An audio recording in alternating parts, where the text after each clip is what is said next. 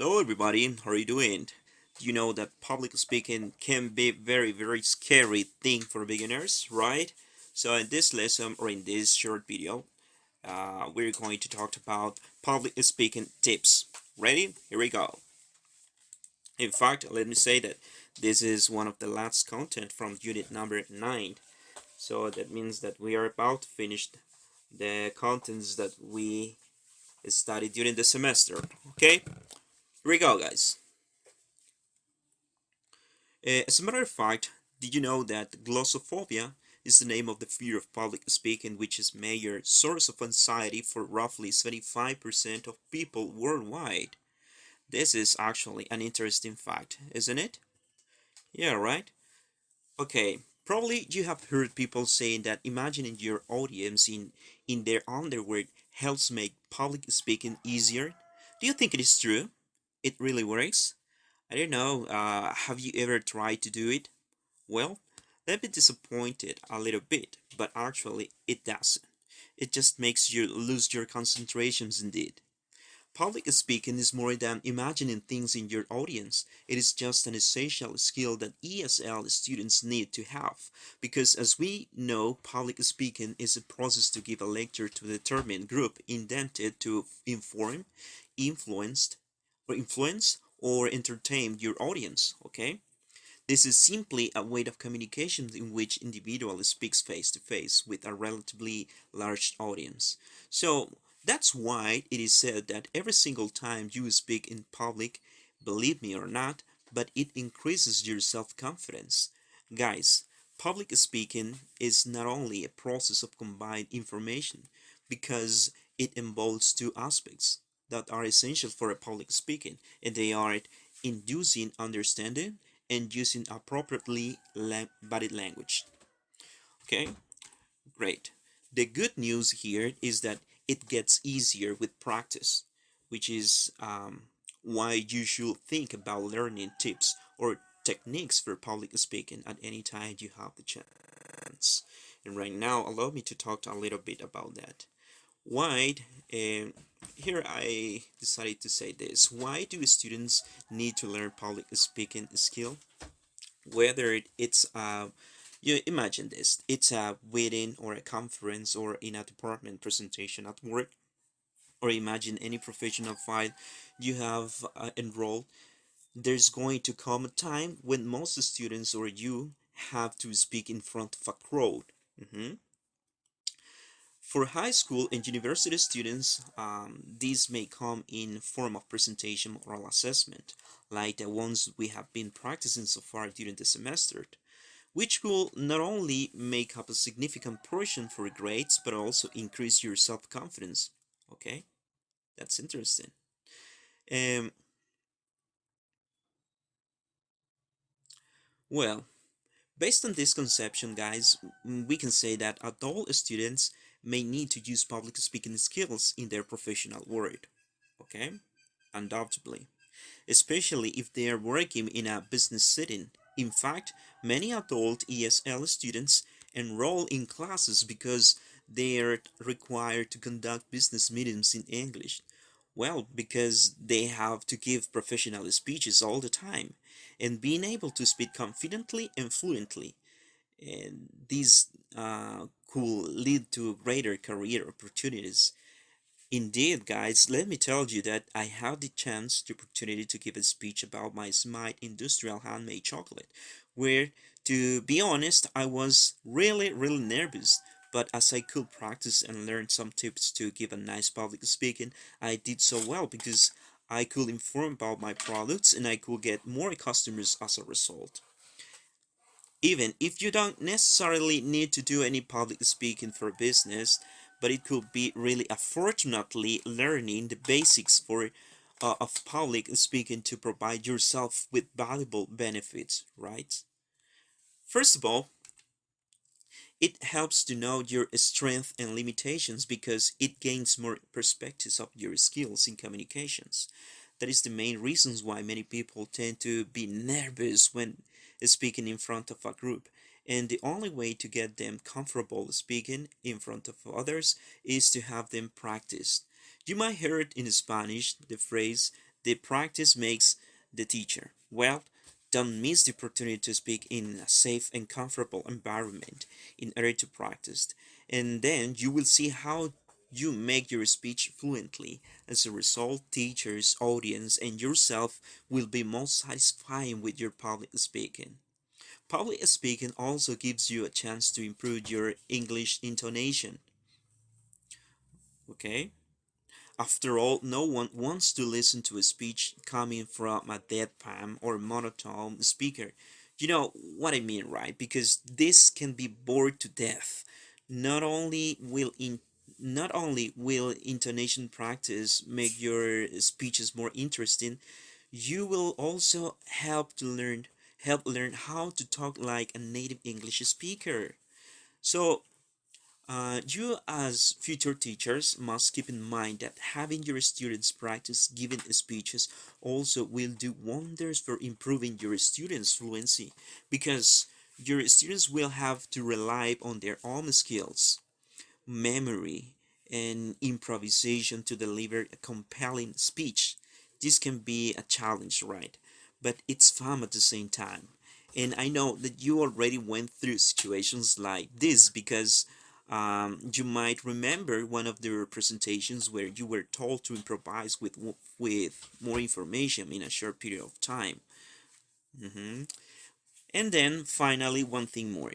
These type of classes or presentations, or if you want to say speeches, are ideal for helping you to prepare for real life scenarios, such as job interviews, meetings with foreign customers, and citizenship tests. Okay, right? For younger students, these classes can prepare them for passing the TOEIC test because while young students prepare for their presentation, they get scientific information and they at the same time are acquiring this type of information. Okay, and then guys, teach the importance of body language. And in this part, teach the importance of the body language. Um, Cut public speaking skills aren't just about using clever words or speaking clearly. Body language, is equally as important. It changes the way we respond to us. I mean, people respond to us, and at the same time they interpret our message. I decided to give you a link where you can play TED Talk. There, you will um, well you will have you will acquire, let's say like this, you will acquire more interesting things of the power of the body language. It's a good idea to learn how to use body language, guys. You can also master the art of public speaking. The result of this can be surprising because some meanings, give me a second. Okay, as I said, the result of this can be surprising because some meanings of expressions um, can vary depending on the culture. Gestures that may seem polite for our culture could be very offensive in other countries. I don't know, but let me say, for example, did you know that the thumbs up sign, okay, the thumbs up sign, the one by Facebook, may seem universal for a good job, right? Good job, but did you know that in Australia and Greece and Middle East, it could be like an offensive sign. It can be an insult, right? So that's why it's quite important to learn body language, especially when we have uh, an audience, a broad audience, because there are a lot of cultures. And here are some classroom exercises to help you practice your public speaking skills, guys, and learn how to talk confidently around others. Making a speech is difficult enough, but writing a good one can feel like an impossible challenge at the beginner is a learner. Uh, right here, I decided to write. five, let's say like 5 tips for you to get a better idea how to make or how to improve your public speaking skills. Recite famous speeches. Number 2, give presentations in small groups. 3, assign solo presentations using PowerPoint. 4, do improvised presentations on random topics. And finally, get dramatic with your class. Okay, and reciting famous speeches can take some of the pressure off. For instance, speeches can be taken from historical figures, social media, or even movies. If you feel really, really comfortable talking about movies, then you can. Because if you feel like a beginner, you may start by reading a short poem. Okay, a short poem, it can be very good, right? And then number 2, give presentation in small groups.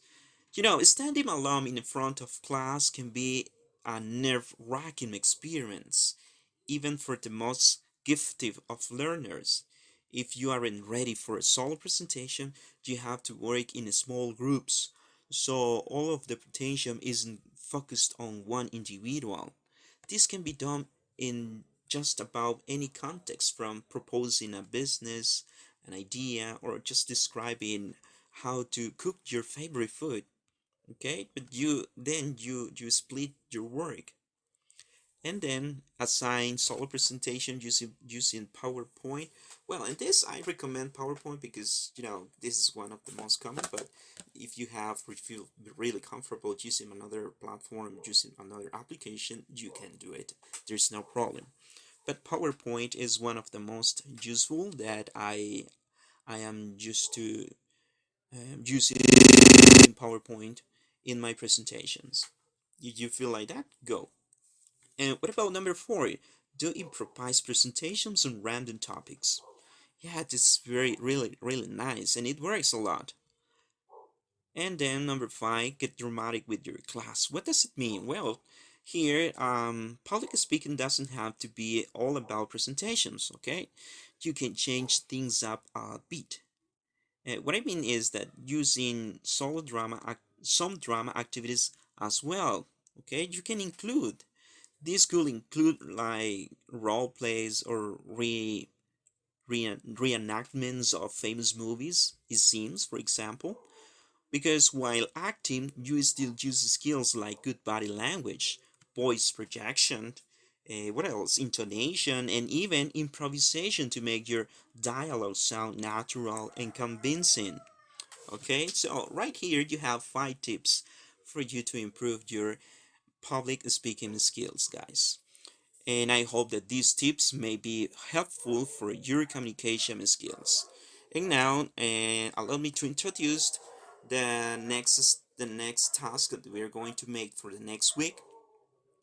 Right here, I wrote 3 names. Well, not names, but they are um, let's say presentations, okay? Because you're going to work for the activity number 4. And here, presentation on personal and community values is number 1. Number 2, presentation about future problems. And the third one is our next planet.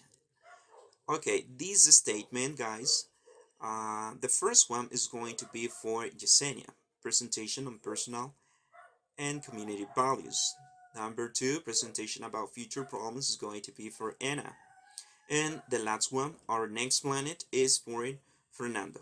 Okay, guys, I need you to prepare your speech about these topics. And let's meet you next week. Okay?